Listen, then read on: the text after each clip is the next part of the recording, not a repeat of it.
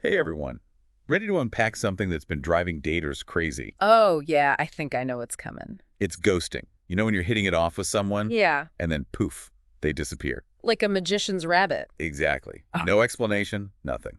It's rough. it really is. So in this deep dive, we'll figure out why people ghost and give you some tools to handle it. Because you deserve better than unanswered texts and that lingering, what did I do wrong feeling. It's like, did I mess up somehow? Am I not good enough? You hit the nail on the head.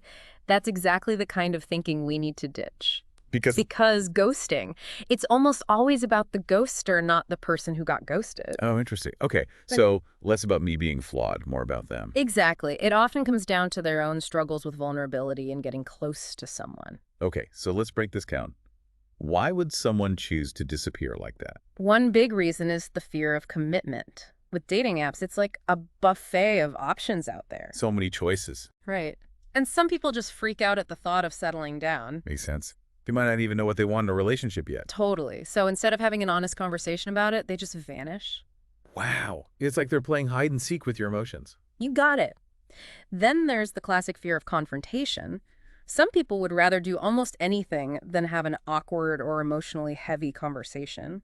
Especially if they think you're starting to catch feelings. Exactly. Way easier to bail than deal with the potential drama. So sometimes it's not even deep psychological stuff, right? Sometimes it's just life. Think about it. We're all super busy, bombarded with information deadlines and social stuff. It's true. So maybe they're truly swamped and haven't figured out how to prioritize communication. So maybe they're not being jerks on purpose, just Yeah. drowning in their to-do list. Maybe. But there's also an not so nice side to ghosting. Oh, Some people use it as a way to manipulate or control others. They might get off on the power dynamic of you chasing after them. Or they're just keeping their options open and playing the field. that's rough. It's like they're playing a game with no regard for the other person's feelings. Exactly. And that brings us to the big question. How do you cope when you're on the receiving end of this disappearing act? Because honestly, even if it's more about them than me, it still hurts. Oh, yeah. It stings. Big time. It really does. Like a ton of bricks. Yeah. Yeah. So, first things first, let's acknowledge those feelings. Okay. Don't bottle them up. Don't pretend it doesn't hurt. Right. Allow yourself to feel the sadness, the anger, the confusion, whatever comes up. Yeah, pushing those feelings down never works. They always seem to come back stronger. You're so right. Give yourself permission to grieve that potential connection. Yeah. It's okay to be sad about what could have been, but here's the key. Okay. Don't get stuck blaming yourself. Right. It's easy to fall into that trap of self-criticism. Yeah.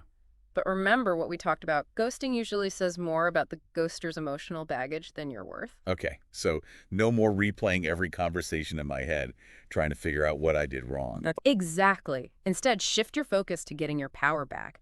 One thing that can really help is journaling. Journaling. Yeah, pour all your thoughts and feelings onto the page. I can see how that would be helpful. It's like a release valve for all that pent-up energy. Mm. And you can even use prompts to guide your reflection. Oh, like what kind of prompts? Well, ask yourself, what did this experience teach me about myself? What are my non-negotiables in a relationship? What red flags did I miss, and how can I spot them earlier next time? So it's about turning this negative experience into a chance to learn and grow. Exactly. And don't forget self-care is crucial during this time. Do things that make you feel good. Okay. Whether it's a long bath listening to music or hanging out with people who lift you up. Surround yourself with a supportive crew who remind you how awesome you are. Like giving yourself a big hug from the inside out. I love that. And here's another important tip. Resist the urge to chase after the ghoster. Oh, that's hard. I know it's tempting to want answers or try to win them back. It is, but trust me, it rarely ends well. Yeah, probably just leads to more heartache and confusion. Exactly. Remember, you deserve someone who's enthusiastic about communicating with you.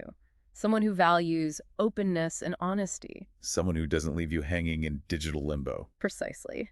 And look, I know it's tough, but try to keep things in perspective. One bad dating experience doesn't define your entire love life. Right. Dating is a journey with its ups and downs. Exactly. It's all about trial and error. And sometimes it takes a few wrong turns to find the right person. So don't let one ghost scare you away from finding your special someone. Absolutely.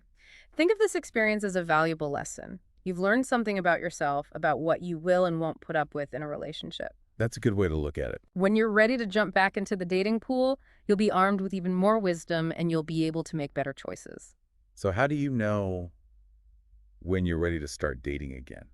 And how do you avoid falling into the same ghosting trap all over again? Those are great questions and ones we should definitely dig into. I imagine it's different for everyone. You're right. Some people are ready to dive right back in, Yeah, while others need more time to process and heal. absolutely. The important thing is to listen to yourself and not feel pressured. I agree completely. There's no set timeline for healing. But when you are ready to get back out there, Right. remember, you have the power to set the tone for healthy communication right from the start. That makes sense. So how can we do that? What are some practical ways to avoid attracting more ghosts? Well, first be upfront about what you're looking for. If you want something serious, don't be afraid to say it. Right. Be honest from the beginning. Exactly. And pay attention to how they react. Do they seem open to your needs and values? Okay. Or do they avoid those deeper conversations? So it's about filtering out the people who aren't on the same page right away. Exactly. And don't underestimate the power of clear communication throughout the dating process. If someone's communication starts to feel off, Like, what do you mean? if they take days to respond or always cancel plans last minute, Yeah. don't be afraid to bring it up. So no more playing those silly dating games like waiting 3 days to text back. Exactly. Authenticity and being direct are so important. And remember, setting boundaries is about respecting yourself. If someone's constantly disrespecting your time or your feelings, it's okay to walk away. You deserve to be with someone who's excited to connect with you. Yes, and someone who prioritizes open and honest communication. This has been so eye-opening. Mm. I think the biggest takeaway for me is that ghosting, while painful, can be a learning experience.